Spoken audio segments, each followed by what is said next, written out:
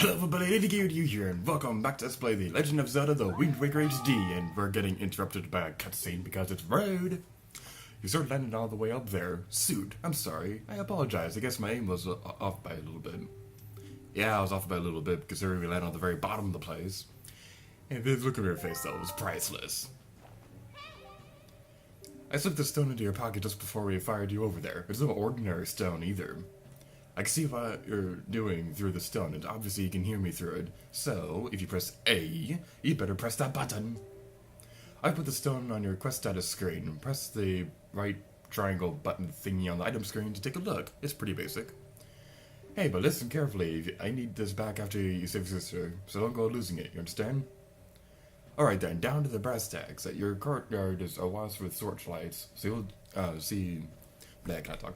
So they'll see you right away if you go charging in. Better think it through. Alright, so this is basically like the Gerudo Fortress in The Legend of Zelda Majora's Mask, where we're in a stealth segment. Stealth segments are not actually that common in Zelda games, even though they've appeared quite frequently in my Let's Plays. Like I said a moment ago, like the Gerudo Fortress in Majora's Mask, or the Silent Realms from Skyward Sword. There are a few stealth segments in this game, but most of which take place in this place. But anyway, as you can see on screen right now, we're in a barrel. Yay, we're in a barrel! We're in a barrel! It's so exciting! We're in a barrel. What's more exciting than being inside of a barrel? That's what I have a counter on screen for how many times I say barrel in this video. Anyway, we have some searchlights around here. What?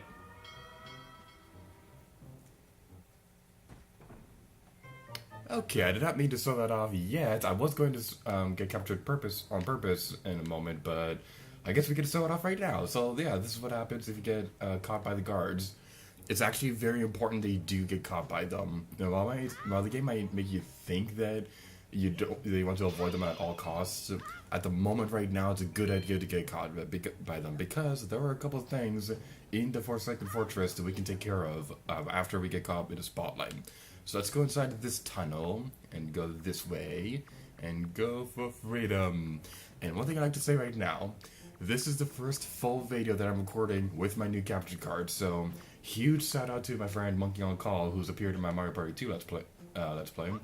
Huge shout out to him for helping me get this capture card, because now everything looks all pretty and HD and shiny and awesome.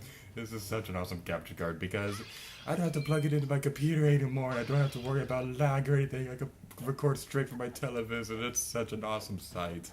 But anyway, we go over here, we get a...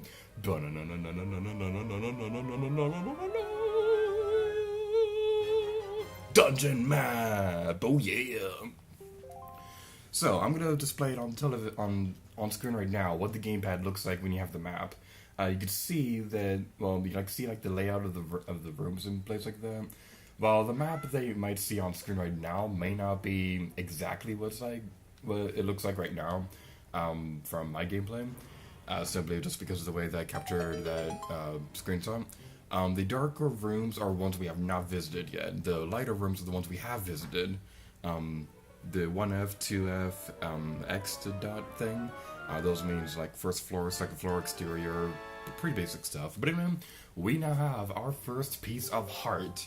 It's common knowledge in the Zelda series that if you get 4 pieces of heart, then you get a full heart container. And what that means is that you'll get like a new unit of health. So it's a very good idea to try to collect as many of those as you can. Now, I will be collecting every single one of them during this Let's Play. But I'll let you guys know right now, I've actually never 100%ed this game before. But I'm going to be doing this game 100% anyway, simply because I just know where everything is. It's kind of like a Link's Awakening scenario, where I know where everything is, I just don't really collect everything in a single playthrough. Just because I'm weird like that. Anyway, we're back to square one. We're back inside this cage. So let's go out here. There are a couple other collectibles in this game that we will be getting later in the game, most of which we will not be taking care of for a little while. And by a little while, I mean we'll probably get one in the next video. I'll talk more about that later, because there is a collectible in this game that I fell. Well, I'll see you guys back in a moment. Back to where we were a moment ago, what we want to do is we want to jump on this tightrope thing and jump this way. Jump for glory. And then we want to go this way. That's the perfect way to describe what we're doing on screen. The reason why I want to go this way in particular is because this is usually something that I like completely... Ooh, there's a button on screen. That means it's important. Listen, Lady Gear, to you, there's a monster running the searchlight up there. If you can slay the monster, then just maybe it'll shut the searchlight down. Oh, but you're unarmed, aren't you? All you have is a shield. If I were you, I'd try to use my shield to deflect the monster's blow and see if I could make it drop its weapon. If you did that, you could pick it up with the A button. But that's just me. What do you do? Now, there are actually multiple ways we can fight the enemies, even though we don't have a sword. Now, Tetra was telling us that we can use a shield to deflect the blows, but there are a couple other weapons up here that we can use. This is actually, unless I'm mistaken, this is the earliest idea that Nintendo had when developing The Legend of Zelda: The Wind Waker. Because in both the Nintendo 64 games, the enemies kind of just like held onto the sword, like all the time. They would never like drop them or anything like that. But in this game, one of the biggest gameplay mechanics about this one, and I don't actually think this appears in the other Zelda games, maybe Twilight Princess? I know it doesn't happen in Skyward Sword, but maybe it happens in Twilight Princess. I'm not actually that sure about that. But in this game, enemies can drop weapons, and you can actually pick it up and use it against them. And I'll try to use it right now. Come on, buddy. Come on, buddy. Come on, buddy. Yeah, whatever, I'll just pick this thing up again. We could throw it at this guy. We could also just like whack his face with it. If we get hit, we will drop our weapon. This won't happen once we get our sword back, so you don't have to worry about that. Let's smack him and defeat him. Yay! Let's throw the weapon over the cliff. If you look up there, you will notice that the searchlight is now completely turned off. There are two other searchlights that we're gonna have to take care of real quick. So we can go over here. The second one is just right over there, so we don't need to worry about that.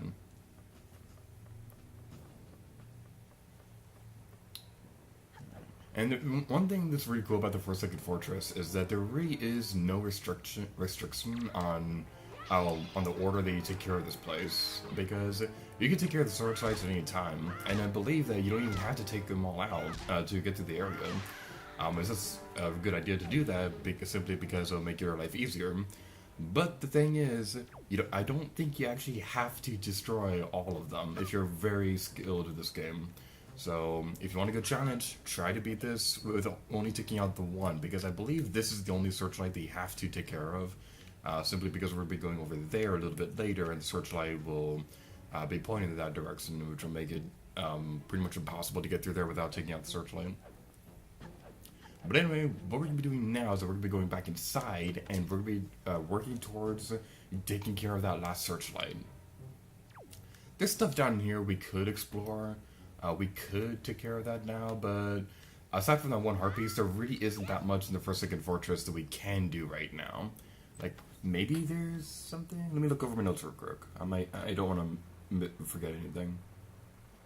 Okay, it seems like there is one more collectible in the Forsaken Fortress. We might be able to get it now, but I don't actually remember if we can't get it until, like, later.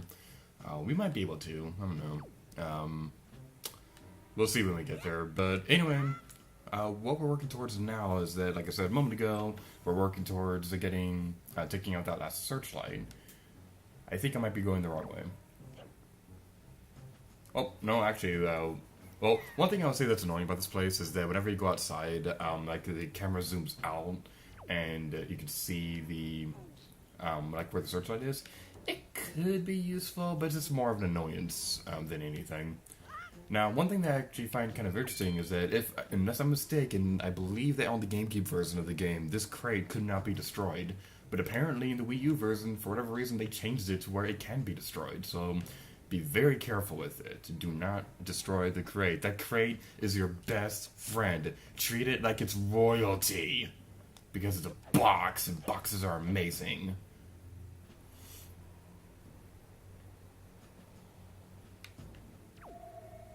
I think I was going the wrong way, but we activate that shortcut, so it's not like it was like a big waste of time or anything like that, because we need to go to this. What's in that door over there? I think that's just a way to go to the next Well, yeah, duh. Doors will take you to the next room, Lady Gear to you. I'm a dork. Okay. Yeah, I was going the wrong way. I was too focused on like talking about explaining something that we're going to be doing later in the video, and I was like not really paying attention to the commentary that much. That's basically like the general thing about Let's Playing is that whenever you Let's Play a game, like your attention is like divided between playing through the game smoothly and talking smoothly. So yeah, I'm pretty sure I've talked about this before, but that's like the general thing about Let's Playing is that your attention is divided while recording. Alright, let's look to the guy. Let's pick this thing up. Let's attack it. Destroy the guy. Destroy him. Destroy him in God blood. Yay, we defeated him. Let's pick up the heart and go this way. And now we've taken care of all 3 of the searchlights. Yay! Clap for joy. Alright, as you can see over there, there's another box that we can't gain access to quite yet, but we'll be able to take care of that in a moment. It's not going to be too long. This video is probably going to be like a lot shorter than the rest of the Let's Play, or I shouldn't say shorter, I should say like, it's definitely going to be shorter than the last couple episodes, I will say that, but I'm not entirely sure about what the exact video length of the rest of the Let's Play will be. Like, I usually try to aim for like 20 minutes, but there are occasions where I have to go longer than that, like in the first episode of this game, or the first episode of EarthBound, for example. But those are like exceptions, because those were the first videos for those Let's Plays, so that's like one of the few exceptions where I do that. But there are also occasions, like in Skyward Sword, there's like one episode that I end up splitting into 2 parts, because there was like this one cutscene that went on for like 19 minutes, and it just like kind of dragged on for a while. So I like split that episode into 2 parts. I doubt we're gonna have to do anything for that in this game, because the cutscenes are not that long, at least for the most part. We need to be careful here, because while the moblins are kind of idiots in this game, he did not notice me. Wow, that was awesome. While you're in a barrel, you're not completely invisible. They will still see you. You just need to be a little bit more careful, because they will see you if the barrel moves. If you move too much, then they'll go after you. So you need to be careful about that. Alright, we can climb up the stairs. And one thing I'm very disappointed about is that there aren't any individual animations for each footstep in this game. That's like something that I'm like obsessed about whenever I play a game, because I like it when games like have individual animations for each footstep when you're going up and down stairs, like in Luigi's Mansion or Captain Toad Treasure Tracker. But games like this one or the Tomb Raider Legend trilogy, where Laura just continues like running and she's just like going up the stairs, and it's like a flat texture, but you're just going upward. Might seem a little bit too technical for some people, but I just like seeing how they animate footsteps when you're going up and down stairs. Kind of like how I like seeing how they animate a raid in video games, like in Tomb Raider Underworld, where there's like one segment in Mexico, in the Mexico level in that game, where get away from me, get away from me, get away from me, get away from me, get away from me. No!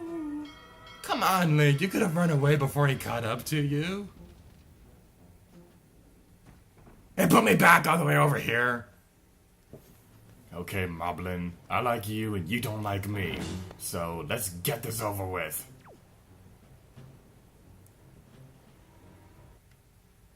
Okay, let's sneak around him. Be very, very careful with this guy. You don't want to be careless like I was a moment ago, where I was like, took the barrel off too early. Be careful with this guy. I can't stress that enough. Anyway, we're finally on the last stretch. We can go over here. I suppose we could go down here as well, just to show this off. As I was saying like a few minutes ago, there's a box up here that we can now gain access to. So if we push the box down there, we can jump down here and move the box. So if for whatever reason, like if you forgot to turn off one of the searchlights that will be pointing up to where we're going to be going in a moment, if you forgot to turn off that searchlight, then you could just come down here quickly, take care of the searchlight real quick, and then just use that shortcut so you wouldn't have to go all the way around. It would have been nice if I activated that before I got caught, but no, the Moblin just had to get me on recording. He's not invited to my birthday party. Nothing in this game is invited to my birthday party. No, wait, this thing right here. This is one of my favorite details in the game. Look at Link's face when he's blah. Look at Link's face when he's on the wall like this. He looks super tough. His eyes look so hilarious when he's moving like this. This is my favorite thing to do in this entire game. Just make his eyes move back and forth. I've spent a lot of time playing this game just so I could do that. I'm not kidding when I say that. That's one of my favorite details in this entire game. There's some... Excuse me, Link, could you please get moving? There's some more hearts over here. Not that big of a deal. I believe that these, in the N64 games, at least for Ocarina of Time, the hearts are 2D sprites or whatever. I might be wrong about that, but that's just what it always looked like to me. But in this game, because of the advanced hardware of the GameCube, even though I'm playing on the Wii U version, even though the advanced hardware of the GameCube, everything is a 3D model. Yay! And Link was jumping up and down, right when I was saying yay. Perfect timing on my part. Hoorah! Hoorah! Anyway, we get the hero sword thing. So now we can fight this guy. Let's destroy him.